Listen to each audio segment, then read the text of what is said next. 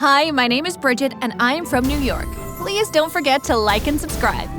When I was born, my dad used to take me to the aquarium all the time because that's where he worked as a marine biologist. Hanging out in Dad's aquarium made me fall in love with all the animals, and one day when I was around 7 years old, my dad took me into the water to meet Tulip. She was a dolphin, and she touched my nose with her long mouth. Dad, I think she likes me.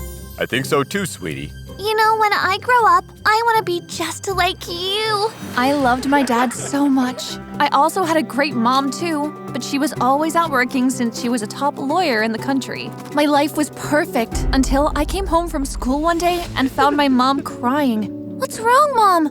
Bridget, I don't think your dad is coming back. What do you mean he's not coming back?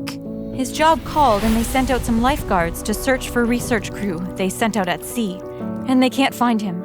Mom broke down again, and I wanted to comfort her, but I was also breaking down. So I ran to my room and turned on my rock music up loud. This was my way of ignoring the facts.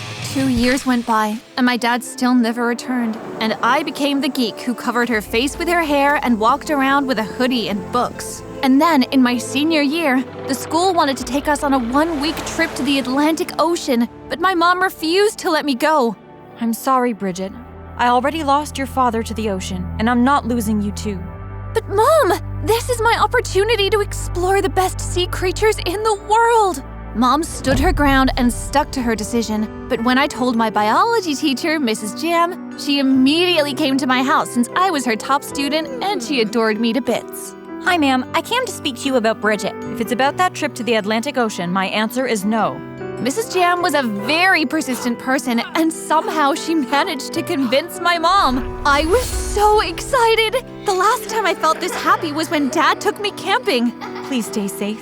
I will, Mom. She hugged me tightly and almost didn't let go. The ship that we sailed on was huge, and on the first night, the kids in my school organized a party on the boat. But I didn't have many friends, so I sat by myself next to the edge of the ship, reading a book, until suddenly I spotted a dolphin. Hey there, little guy. I leaned over to touch him, and then all of a sudden I toppled over, almost falling into the sea, until the hottest guy in school caught me and pulled me up. His name was Shane, and this was my first time being this close to him. Wow. What were you doing at the edge of the boat? I saw a dolphin that I couldn't miss. Haha, okay, that's cool. Just don't fall in again unless you want to be swimming with the dolphins tonight. And how come you're out here alone when everybody is having a good time at the party? I just wanted some fresh air. A gush of breeze lifted my hair from my face. Wow, you must be a Vogue model. My face turned red, blushing at what he said. And then this girl, Jessica, approached us. She was one of the popular cheerleading girls at school with a massive attitude. There you are. I've been looking everywhere for you. She clung onto Shane and smirked at me. What are you doing with her? He wanted to talk to me. Do you have a problem with that? Well, yeah. He is my boyfriend. Well, maybe you should write your name on his forehead then. That way we will all know that he belongs to you. Shane looked at me, speechless. I was very quiet in school, but not stupid. When the snobby girls gave me an attitude, I gave it right back. After that scene, the teachers called it a timeout, which meant we all had to go to bed. And while we were fast asleep, there was a sudden bang, and then screaming. Everyone, we need to get off the ship. The ship is sinking. When I put my feet on the floor, there was already a puddle of water. I ran with all the other kids and we got onto a lifeboat and rowed the whole night until we came to an isolated island. Oh my gosh, my hair is so damaged. Jessica and her crew of cheerleaders looked like recycled Barbie dolls without their makeup. And then Shane suddenly appeared in front of me. You still look the same. I guess natural beauty pays off in the end. Shane, come here. I need you.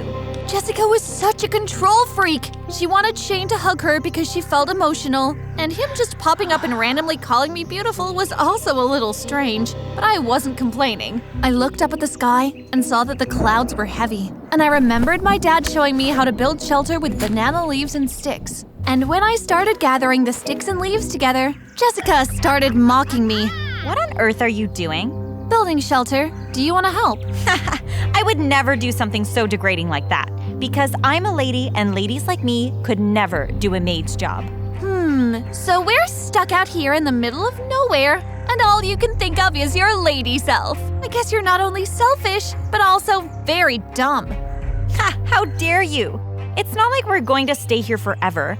Oh wait, I forgot you finally made it home, where you can be all alone and live amongst the sea creatures. You're such a geek. All her friends laughed. Then Mrs. Jam gave me a hand and Shane joined in. This is actually a bright idea because it looks like a storm is caving in. After we built the shelter, it didn't take long for it to start pouring down, and Jessica and her minions ran to the shelter. Wow, looks like my geeky little shelter is now useful. Jessica smirked at me. Then she stood next to Shane, pulled him closer to her, and kissed him madly. A part of me did feel jealous, which I didn't understand since she was her boyfriend after all. Later that night, as we fell asleep, I had this strange dream about my dad. And then suddenly, I woke up and heard someone shouting in the woods. I bravely got up to see what it was, and then I screamed when someone touched my shoulder. Ah! Oh my gosh, Shane, what are you doing here? I saw you get up. What are you doing out here? I heard someone shouting. Did you hear that? Yes, now be quiet. We walked further into the woods until we reached a cave. We didn't have any torches, so we didn't go in. But when we turned around to go back, we were surrounded by some strange people who carried spears and dressed in animal fur. Oh my gosh, please don't hurt us! They poked us lightly with their spear and then took us to their campsite where we had to bow down before their chief. The chief pointed at me and then he asked his people to smell my hands as if they were about to eat me up. And then they tied me to a pole and started a fire. My heart pounded with so much fear. No, please! I taste like Marmite! Please don't eat me! Ah! Just as they were about to set fire to the pole, a man appeared. Stop! His face was covered with a beard, but I noticed his eyes. They were just like mine. Dad? Bridget! He cut me loose and hugged me tightly. Dad! I thought you were dead! We hugged each other, crying and smiling and feeling so overwhelmed. The strange people of the forest adored him because he saved them from pirates once, and ever since, they took care of him. How come you never came back? I tried, but there's no way out of here. We're stuck here. The strange people also let Shane go, and we slept in their campsite for a night. The next day, before we could go back to the rest of the kids, I woke up early in the morning to find a spot to pee. While searching for a spot not too far from the campsite, I suddenly came across a ship beached on shore. It was abandoned, so I went inside to check it out. Wow, we could actually get back home with this. While talking to myself, I felt an ice-cold sword on my cheek. Hi there, little girl. When I turned around, a tall, dirty man with a pirate hat stood before me, and then 3 other men joined him. I come in peace? As they tied me up, I wondered if maybe these pirates were just like the ones we watched on TV, so I tried my luck. If you let us use your ship, I can show you where the treasure is. They looked at each other, and then the captain came closer to me with his smelly breath. Hi. What does I mean? Show us the treasure. Only if you allow me and my schoolmates, plus my dad, to board this ship. They grouped together to discuss, and then they agreed. But when I took them to the campsite where my dad and Shane was, the pirates suddenly changed their minds when they saw my dad. If that man is your dad, then no. Dad, what did you do to them? I just kind of exploded their camp with a little bit of dynamite. Oh my gosh, Dad, that's dangerous! Annabelle, are you sure about this? These pirates are not to be trusted. They've taken a lot from the people of the forest. It's our only way to get back home. I got Mrs. Jam to talk to the Captain Pirate, and once again she worked her charm, and we all boarded their ship and sailed off to find their treasure. As I sat alone on the deck, Shane came and sat next to me. If it wasn't for you, we'd all probably be stuck on that island, turning into savages. Yeah, what can I say? I got it from my dad. I'm so happy I finally found him. Jessica then appeared in front of us. Why is it every time I look for you, you're always with her? Jessica, wait for me inside. I'll be there soon. She rolled her eyes and stormed back inside. Why do you let her control you so much? I don't know. I guess because she's so popular and I just got sucked into being that cool guy who gets the hot girl thing. And do you like that? No, if I could create my own school, I'd rather have more girls like you around. He always had a way with words. 2 days passed, and we were still sailing. And then one day, as I stood up on the top of the ship, looking through binoculars, the Captain Pirates and all his mates surrounded me. Where is our treasure? We still need to get there. Stop lying or else we will throw your dad in the ocean. I didn't know what else to come up with, since there was no real treasure. And then to show me that they were serious, they pushed my dad into the ocean and I ran screaming, "Dad!" When I looked down, there was a shark, and then I jumped, Since my dad and I were really great swimmers, we swam underwater and stayed really still. This was something my dad taught me about sharks. They won't come near you if you remain still. After the shark swam away, Shane let down a rope and we climbed back up, but the pirates were not too happy. Okay, your treasure is in New York. Once we get there, I'll show you exactly where it is. The pirates gave us a chance, and when we eventually reached home, the kids screamed for joy and thanked me. Bridget, you saved us. Okay, enough of your happy screaming. We still want our treasure.